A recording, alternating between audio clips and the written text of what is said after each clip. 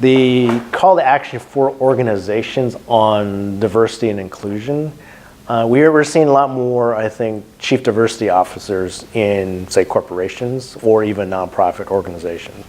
But I think what really needs to happen is the implementation of that has to be more systemic.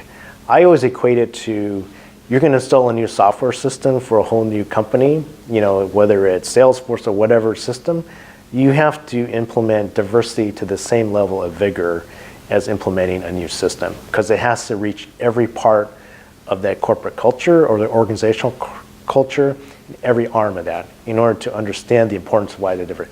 That is ultimately what I think needs to happen. Right now, the conversation is very, I think, very high level, and the tech companies are taking action by understanding that diversity matters, but the economics behind that is also the fact that this country is becoming more diverse. So by 2044, the United States will be a majority-minority country. So economically, companies have to adjust. So from the corporate boardrooms to the C-suites, to CEOs of philanthropic organizations, to congressional members, all these organizations have to understand that diversity has to be implemented in a much more, I think, deliberate methodology.